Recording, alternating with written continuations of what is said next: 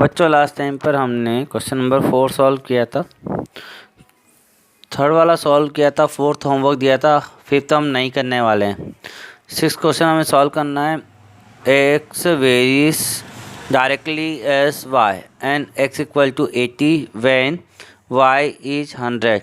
What is the y when x is 64। मतलब हमें x और वाई में कौन सा केस दे रखा है, कौन सा वेरिएशन दे रखा है डायरेक्टली, मतलब एक्स बढ़ता है तो वाई भी बढ़ेगा। ठीक है, तो एक्स की वैल्यू अगर 80 है तो वाई होता है 100। अब y what is y, y क्या होगा अगर एक्स की वैल्यू 64 है, तो हमें वाई की वैल्यू निकालनी है। सॉल्व करते हैं हम इस क्वेश्चन को। हमें गिवन में दिया हुआ है x varies directly as y, मतलब एक्स और वाई डायरेक्टली वेरिएशन में है, ये हमें गिवन है। हमने एक टेबल बनाई जिसमें एक्स की वैल्यू को एक ही रो में लिखा है और वाई की वैल्यू को एक ही रो में। अगर आपका एक्स 80 है तो वाई उसके अकॉर्डिंग क्या है 100। अगर एक्स आपका 64 हो तो वाई आपको फाइंड करना है। अब डायरेक्ट वेरिएशन में हमारे पास फार्मूला क्या लगता है, x upon x1 upon x2 equal to y1 upon y2, मतलब 1/2 तो 1/2 लगता है। ठीक है, एक तरफ x होता है एक तरफ y होता है। तो यहाँ पर x1 मतलब फर्स्ट वैल्यू 80 है, x2 सेकंड वैल्यू, तो x की रो में ये दोनों x हैं, तो x2 क्या हुआ 64 इक्वल टू y1 100, y2 मतलब y। अब यहाँ पे क्या होगा, क्रॉस मल्टीप्लाई होगा, y का 80 में और 64 का 100 में, तो y का 80 मतलब 80 इंटू वाई और 100 इंटू 64। अब ये 80 कहाँ जाएगा, ये 80 जाएगा अपॉन में, क्योंकि यहाँ मल्टीप्लाई में तो इक्वल के सेकंड साइड पर कहाँ जाएगा अपॉन में। अब यहाँ पर हमने 0 से 0 कट की, 8 1 जा 8, 8 8 जा 64, 8 का इंटू 10 में हुआ तो 80, वाई की वैल्यू क्या आ गई 80। तो ये हमारा क्वेश्चन कंप्लीट हो गया। नेक्स्ट क्वेश्चन देखते हैं। क्वेश्चन नंबर 7 हमारे पास है, a shopkeeper has north money to buy 52 books worth 525 each. If each book were to be cost 21 more, how many books would he able to buy with that money? मतलब यहाँ पे एक shopkeeper जो है 52 books जो है वो ख़रीदता है और उसके पास जो भी मनी है उस मनी से वो कितनी बुक्स लेके आता है, 52 बुक्स लेके आता है। जबकि ईच मतलब एक बुक कितने की आती है 525 की। तो हमें ये बताना है जितने भी उसके पास पैसे हैं, जितने भी रुपए हैं, जितने भी मनी है, उसमें से वो 52 बुक्स खरीद के ला सकता है, जबकि एक बुक कितने की आती है 525 की। इफ़ यदि each book were to cost 21 more, अगर एक बुक की कॉस्ट 21 रुपये और ज़्यादा हो जाए, मतलब पहले कितने में आ रही थी 525, अब 21 और बढ़ा लो तो 546 रुपये की अगर एक बुक आती है, तो how many books would he able to buy with that money, तो उतने ही रुपयों में वो कितनी बुक्स लाएगा। जब यहाँ पे एक बुक का पैसा बढ़ चुका है तो बुक्स कम आएगी ना, मतलब जो पैसे थे उसी में उसे बुक खरीदनी है। पहले 52 बुक ला रहा था तो 52 बुक्स के लिए पैसे कितने, एक बुक के कितने पैसे लग रहे थे 525, लेकिन अब एक बुक के लिए पैसे बढ़ चुके हैं तो बुक्स हमेशा कम आएगी, है ना। तो यहाँ पर हम तो सॉल्व करते हैं इस क्वेश्चन को। Let the number of books be x books. पहले तो हमने बुक्स के संख्या को माना है कि एक्स बुक्स हम खरीदेंगे या शॉपकीपर खरीदेगा। अब टेबल बना, तो इस बार हमने कॉलम वाइज बनाई है। कॉलम में नंबर ऑफ बुक्स लिखा है और कॉस्ट ऑफ ईच बुक। तो अगर 52 बुक्स आती है तो उसकी कॉस्ट उसके अपोजिट 525 है, लेकिन जब कॉस्ट बढ़ जाती है, एक बुक की कॉस्ट कितनी बढ़ गई 21, मतलब 525 प्लस 21 तो हमारा हो गया 546। तो 546 में कितनी बुक्स आएगी तो एक्स, मतलब एक बुक अगर 546 की आएगी तो एक्स बुक्स खरीदेगा।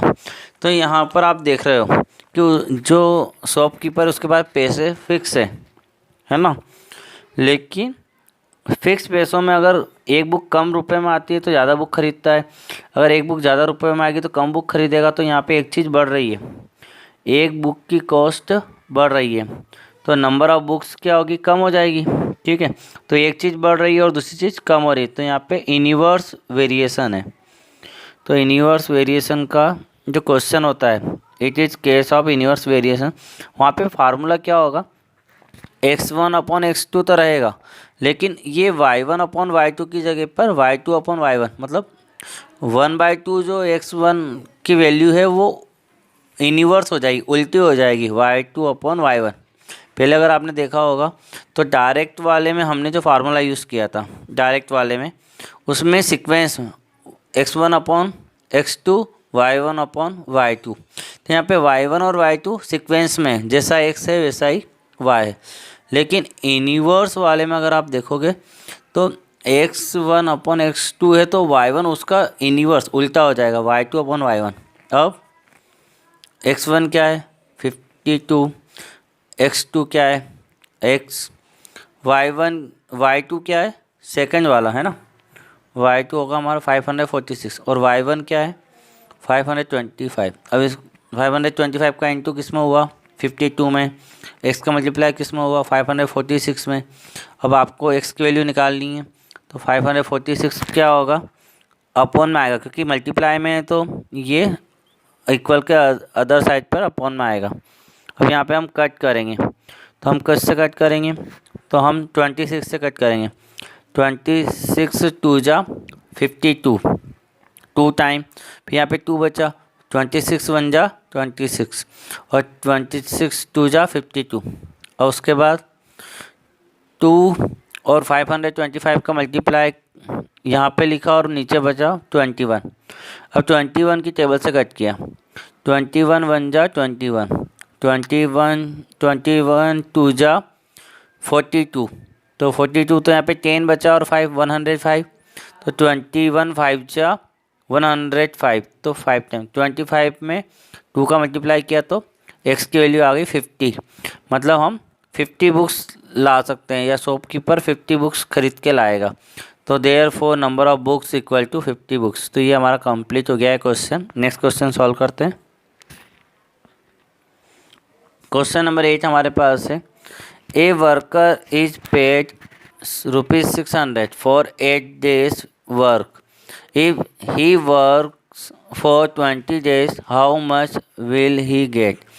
मतलब अगर एक वर्कर 8 days तक वर्क करता है तो उसको कितने रुपए दे रहे हैं 600। अगर वही वर्कर 20 days तक वर्क करे तो how much will he get, तो उसको कितने रुपए मिलेंगे। तो एक बात जानते हैं हम कि अगर एक आदमी कम दिन काम करेगा कम रुपए कमाएगा, है ना, कम रुपए उसको मिलेंगे, और ज़्यादा दिन तक काम करता है तो ज़्यादा रुपए मिलेंगे। मतलब जब दिन बढ़ जाएंगे तो उसके रुपए भी बढ़ेंगे। तो यहाँ पर डायरेक्ट लग रहा है, एक चीज़ बढ़ रही है तो दूसरी चीज़ भी बढ़ रही है, तो यहाँ पे डायरेक्ट वेरिएशन है। तो क्वेश्चन नंबर 8 सॉल्व करते हैं हम यहाँ पर।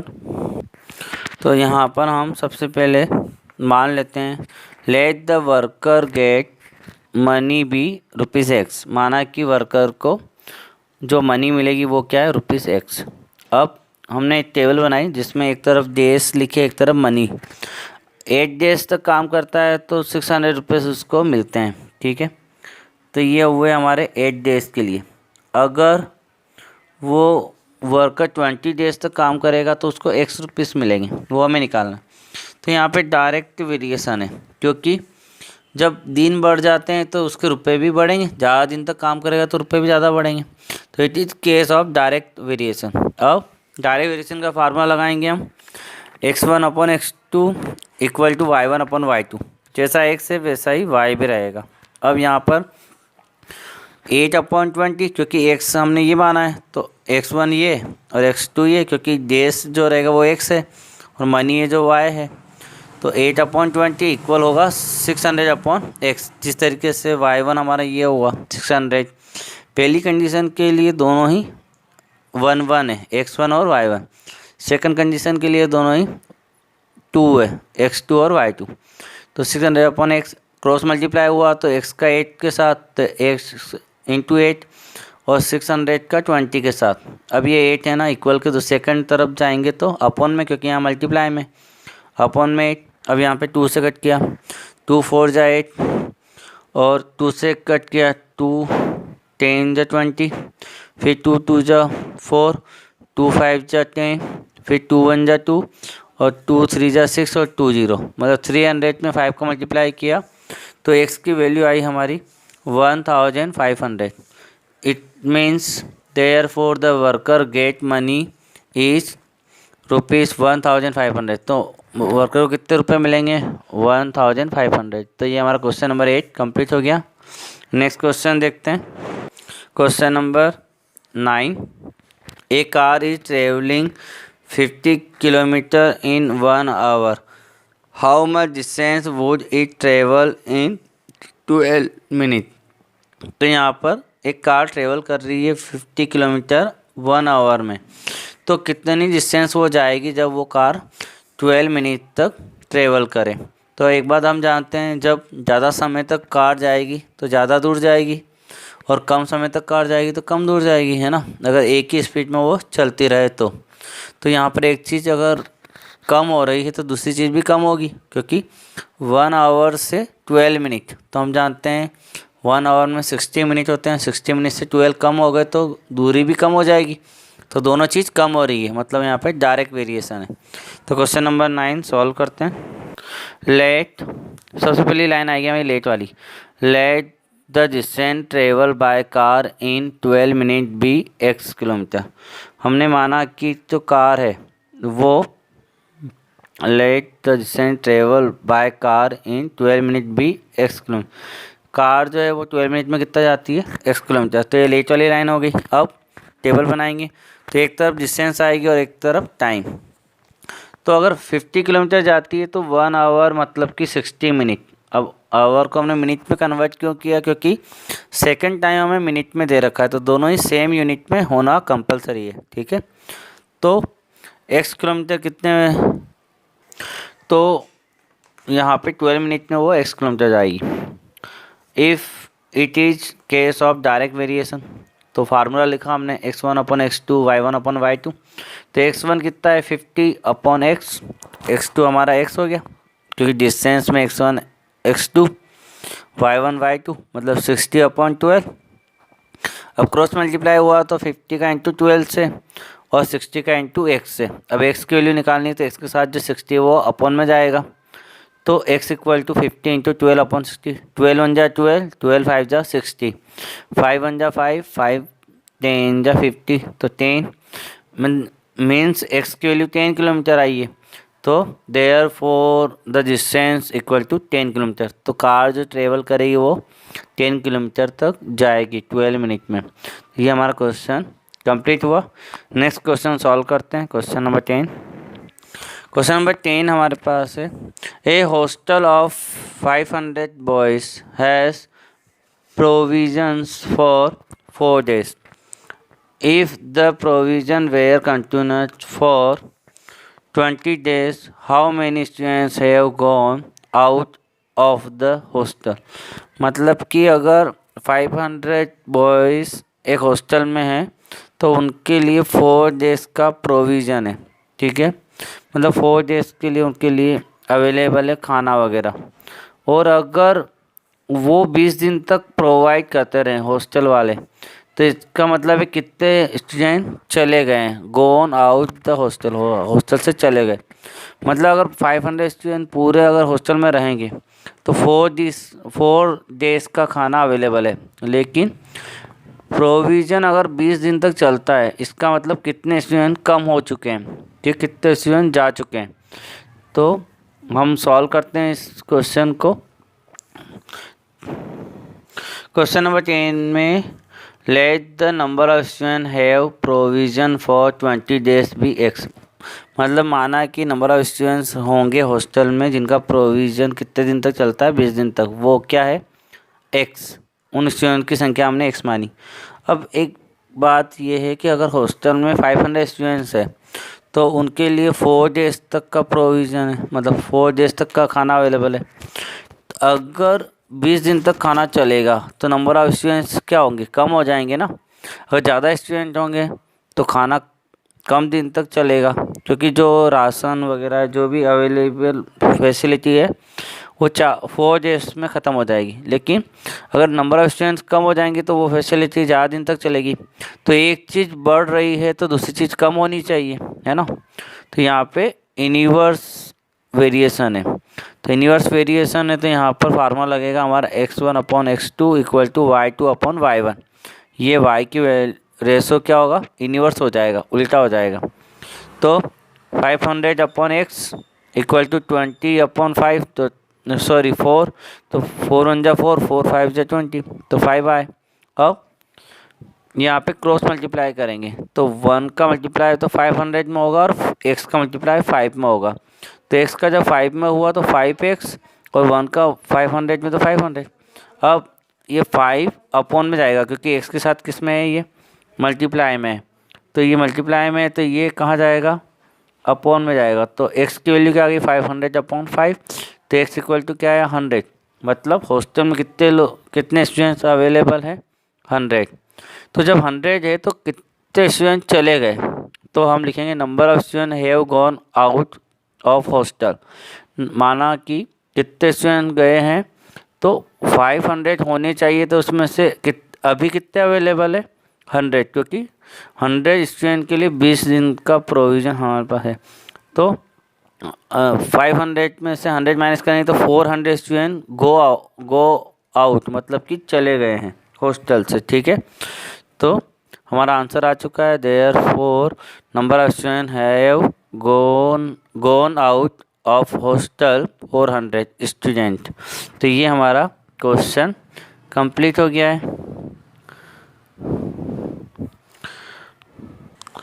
क्वेश्चन नंबर 11, यहाँ पर ये क्वेश्चन जो है ये इनवर्स वेरिएशन का है। तो ये क्वेश्चन आप लोगों को होमवर्क में करना है।